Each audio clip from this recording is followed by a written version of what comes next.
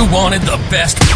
You've got the best podcast. The hottest podcast in the world. The Chris Voss Show, the preeminent podcast with guests so smart you may experience serious brain bleed. The CEOs, authors, thought leaders, visionaries, and motivators. Get ready. Strap yourself in. Keep your hands, arms, and legs inside the vehicle at all times, because you're about to go on a monster education roller coaster with your brain. Now, here's your host, Chris Voss. Hi, folks. It's Voss here from the ChrisVossShow.com, the ChrisVossShow.com. Welcome to the big show, my family and friends, ladies and gentlemen, boys and girls, everyone in the giant circus tent of the sky that we have for the 14-year 1,500 episodes are going on. I think we hit the annual review, I think the end of September or August. Well, welcome to the big show, my family and friends. We certainly appreciate you guys coming by. We're going to talk to a brilliant novelist about his amazing new book that is hot off the shelves. It's so hot, I had to use those special nuclear gloves when they sent it to me because it's just that hot. You know, the shiny ones with they look kind of aluminum. Anyway, people are like, we don't do nuclear, Chris. We just listen to a podcast. What the fuck are you going on about? So anyway, guys, we're going to be talking to him about this amazing new book that just came out August 1st. In the meantime, as always, we have to guilt and shame you to refer the show to your family, friends, and relatives. And, you know, if you haven't either, I mean, why not? Why are you holding out on us, man? Why you got to be like that? Go to goodreads.com/Chris Voss, youtube.com/Chris Voss, linkedin.com/Chris Voss. Holy crap, that LinkedIn newsletter grows like a weed. Every time I go over there, I'm like, why do people keep subscribing to this thing? Damn it. It's like up to like 6,000 or 7,000 now or something. I can't even keep up with it. So for your show, family, friends, relatives, go to Goodreads or go to iTunes and give us a 5-star review over there as well. He is the author of the amazing new book. Came out August 1st. Like I said, it's so damn hot. I'm still waiting for it to cool. It might take 10,000 years the way this book is hot. It's called The Men Can't Be Saved, a novel. And he joins us on the show to talk to us about his latest book. Ben Purkert is on the show with us today. And he's going to be talking to us about his latest book as well. I'm just having a Monday here, I guess. His writing has appeared in The New Yorker, The Nation, Poetry, Plowshares, Kenyon Review, Tin House, and elsewhere. His poetry collection, For the Love of Endings, was named one of Adroit's best poetry books of the year. He holds degrees from Harvard and NYU. We'll ask him about his MBA. No, I'm just kidding. And where he was a New York Times fellow. He is the editor of Backdraft, a Guernica. Do I have that pronounced right, Ben? Guernica. I'm having a Monday, man. What can I do? Interview series focused on revision and creative processes. He teaches creative writing at Rutgers and all that good stuff. Welcome to the show, Ben. How are you? Chris, how are you? I am doing good, other than, just trying to pronounce everything correctly. They give me 2 days off on the weekend. They let me free my little podcast cage here. And I come back and I'm like, what do I do with this thing? Again, after 14 years, you think I know better. So give us your .com so people can find you on the interwebs, please. Ben Purkert, Ben, P as in Peter, Urkert, and I'm on Twitter. There you go. So what motivated you want to write this book? So my first job out of college, I was working as a copywriter, tagline copywriter at a branding agency. Mm-hmm. And the first week I started, the show Mad Men debuted. Did you watch that show?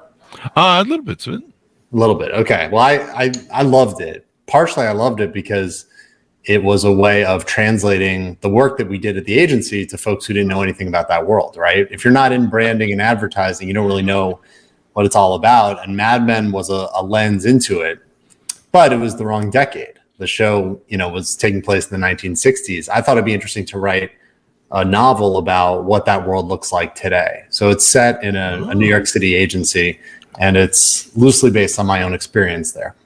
Do they still call it Madison Avenue and the Big Four, or am I just really old from the 90s and 80s? Well, Mad Men is is from Madison Avenue. Yeah. But now the agencies have largely scattered. I mean, they're all over the city. Yeah, it's gone now. So you entitled the book, The Men Can't Be Saved. So why did you choose that title? Well, for folks who haven't had a chance to read it yet, you'll see that it comes into play in a lot of different ways in the book. Mm-hmm. My main character, one of his clients, he's not really happy about getting assigned to this nonprofit prostate cancer research organization. He'd much rather have like a Coca-Cola branding account or an American Airlines, like a big sexy brand. He gets staffed on the prostate cancer nonprofit brand that no one else wants to work on. I need to come up with a jingle for that one. Well, that's sort of his job, is to come up with a slogan or a tagline. But in talking to the folks at the Prostate Cancer Research Organization, they start talking about survival rates with cancer, and they explain that not all men can be saved and why. So there's like a literal reason why the title comes into play. Yeah. But the bigger factor with the title is my main character makes a lot of bad decisions. And there are other men in the book who also make a lot of bad decisions. And so, did you base this character on me? Yeah, it's Chris Voss. It's not even fiction. It's just it's an account of your life. Damn it! I told you not to tell people. Well, you didn't. Well, you can edit this, right? You can take that out. Yeah, we'll take that out. But yeah, so the question is, similar to the show Mad Men. You've got these male characters behaving badly. Can they be redeemed? Can they be salvaged?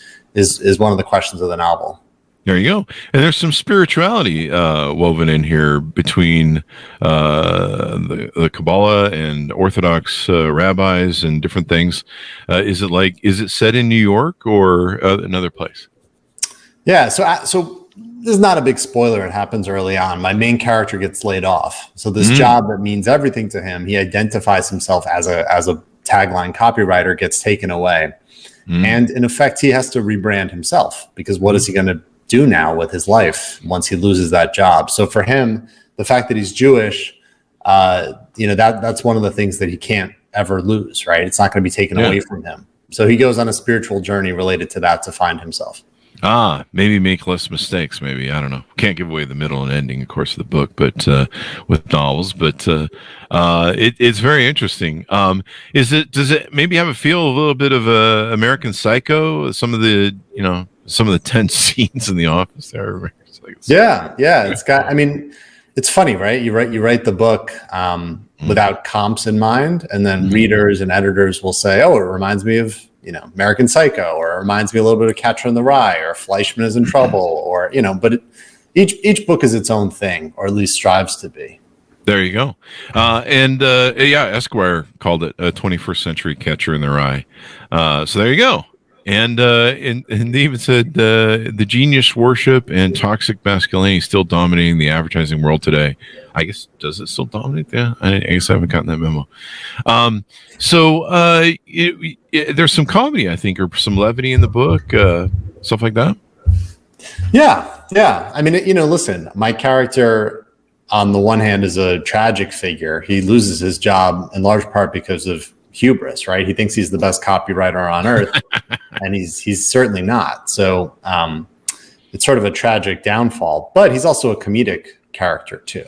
Mm-hmm. So I tend to love books, TV, movies that are dark comedies, like a show like Succession. That is, what is Succession? Is it a drama? Is it a comedy? It's a little bit of both. That tends to be what appeals to me. So I think that, folks are thinking about maybe reading the book. That's something to keep in mind. There you go. Let's see. The New York Times reviewed it. Said, "I laugh more times than I can count." So that's a great review. To write something that is interesting, engaging, and drives the reader, but also is funny and enlightening, and it's not totally dark. Do you think it would parallel a bit? I was talking with someone about Fight Club today, and Fight Club was kind of a great men's movie and great men's book. If you read the book's better than the movie. But something along those lines, maybe. Yeah, I mean, listen, it's very different than Fight Club, but when did Fight Club come out? Maybe like in the 90s? 95, 3, something like that. Yeah. I don't know if I've seen it. I mean, I watched it when it came out. I'm not sure if I've seen it since, but listen, there's a big fight scene. It's not giving too much away, but there's a big fight scene at the end of my book, and the whole novel's been building toward it. Oh, really? And so, I'm interested in the book, but also in life, the way in which men have relationships with each other, and oftentimes the only way for male relationships to be physical is to be violent. And for my character, I think in many ways, he wishes for intimacy from some of the other male characters in the book. But the only way he knows is through a kind of physical violence. So is it close to Fight Club? Not really, but that was my attempt to sort of thread the needle for you.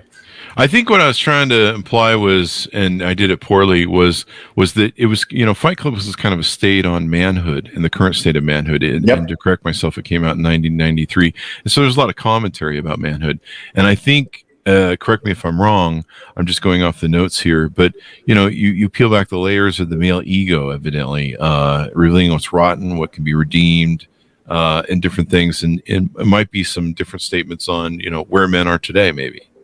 Yeah, absolutely. There you go. It's modern day. I'm not going to put that moniker on it. It's a mixture of all of it put together in a blend, and of course the best of, and of course your take on everything as well. That makes it so great. How did you do the character development? I mean, you've got some Judaism in there. What made you pick some of the characters in there and put some of the content that's in there? Yeah. It's a good question. I didn't spend a lot of time mapping out the book before I started it. What I wanted to begin with was a voice. My background is not really in fiction, it's in poetry. So this is my first time writing a novel, but I did spend 10 years working on it. And there's a rabbi who's a main character towards the end of the book, but I didn't start the book thinking, I'm going to have this rabbi come in the 20th chapter or something like that. I tried to just get the voice of my character right. And then if you raise a character right, sort of like if you raise a kid right, they grow up and then they meet people and they develop their own relationships. So I wanted it to be organic in that way. I wanted the characters on some level to develop themselves. There you go. And so how long have you been writing poetry for? Tell us a little bit about your history and your background and your upbringing and what got you to a point of, developing a lot of different things that you've done, and now you've got a novel. Yeah, sure. So I had English teachers. I was lucky. I had great English teachers who made me want to be a writer, told me that if I wanted to be a writer, what I had to do was read more. So just, burying myself in books as much as I could. And I had a teacher who loved poetry, and the way that she loved poetry made me love poetry. So when I got to college, I knew that that's what I wanted to study. I studied English, specifically focusing on poetry. And then senior year, the question was, what job was I going to get, right? Because it's not a lot of paid poet positions out there in the world. And I had a great professor who said, why don't you try copywriting? Why don't you try writing taglines for an agency? It's sort of like poetry. It'll pay you better. And you can decide if you're going to be happy doing that or if you want to do something else. So that's how I ended up at the agency. There you go. And I mean, you develop great copywriting skills in the agency. You have to be creative. Of course, nowadays everyone's just using ChatGPT. I mean, no, they're not. But I wonder if they are. A lot of copywriters are, but my understanding is the big firms have banned it. I don't know, or some big firms have banned it. They're like, no, we want, because of owning ideas and copyright and different things. There's a lot of issues that come around that. But so you feel that in what ways do you feel that your background in copywriting and poetry really kind of helped you develop the novel as you were writing it? As you're writing it, you're sitting there going, oh man, this really helped me put this to paper, or maybe frame certain situations and things like that, or tell stories. I think it helped and it hurt. Being a poet, you are trained to be really laser focused on language at the level of the word, at the level of the syllable. You got to get the music right. You got to get the imagery right. So a lot of my favorite novels are written by former poets because they just, you oftentimes, not always, but you oftentimes feel that level of care with each sentence. On the other hand, I think it hurt me tremendously because it made me slow. I mean, it took me like a decade, right?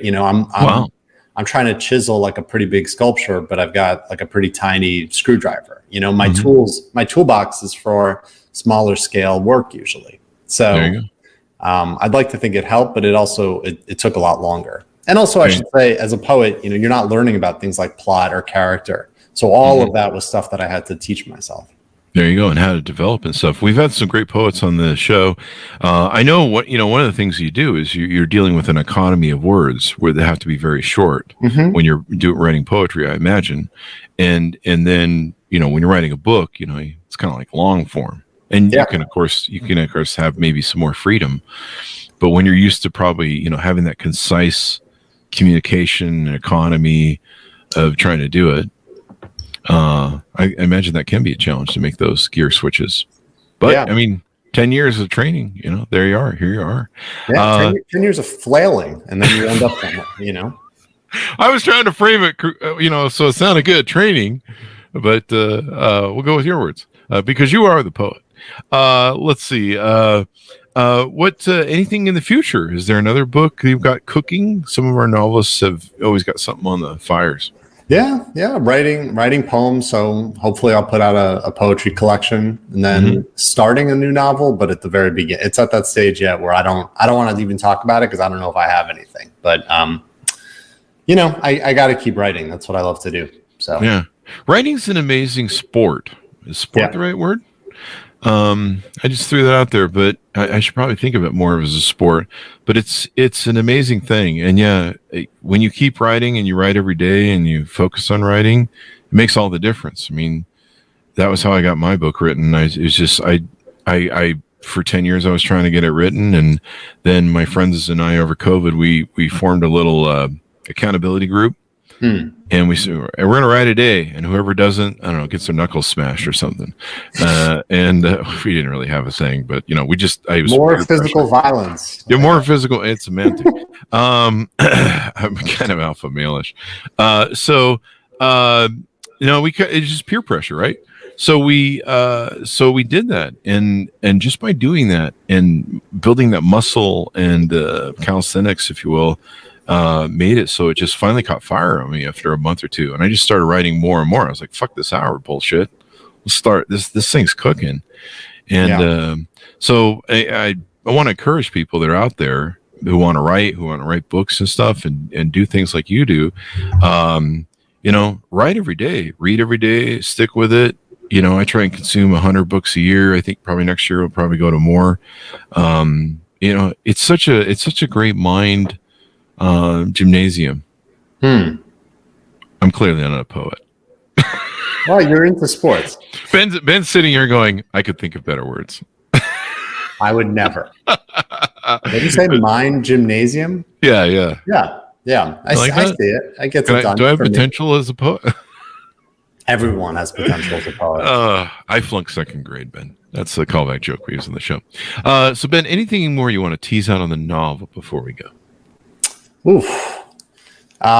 Anything to tease out? Well, I'll just say that one of the things that's been fun sitting where I sit with this gigantic calendar behind me is that I get to see reader reactions, and I've gotten the book just came out, but already I'm starting to get notes and see comments and reviews where some people love to root for this character. They find him very charming and endearing, and others are really enjoying hating him and rooting against him. Really? And to me, that almost feels like I've done my job, right? Because I sort of was aiming to hit that sweet spot where you would be right on the fence. I love that kind of a Kendall Roy from Succession sort of character where you're unclear if you're rooting for or against. So I don't know if that sounds appealing to your listeners, but that was sort of the thought process.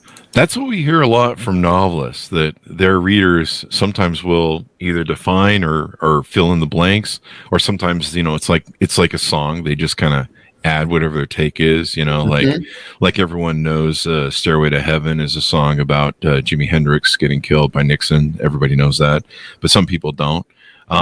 I'm just making shit up. I convinced someone of that one time. One of my secretaries, and we built a fake web page that said that was the true symbolism behind the story, and she bought it. So it's an old story, but yeah, it's interesting how they'll define. In fact, I think I had one novelist on the show, and she's like, I didn't realize that my character was an alcoholic until all of my readers told me. Yep. I was like, wow, okay, well, there you go. So you're on that beautiful journey, writing novels and opening up this world, and I think I just will look forward to you kicking ass some more and doing great things. Chris, I appreciate it. Get home safe. There you go. Give us a .com so people can find you on the interweb, sir. Sure. Ben, and then my last name is Purkert, P as in Peter, URKERT.com, or you could follow Ben Purkert at Twitter. There you go. Order up the books, folks, wherever fine books are sold. The Men Can't Be Saved, a novel. It's not about me, but it probably could be because I can't be saved. I've heard from the religious people, and they said, "No, we're not taking." They said, "No go." We're not saving you either. So, no. Order up, folks. Hot off the presses. Be the first one to read it, so that way you're ready for this next book that comes out in its next poetry.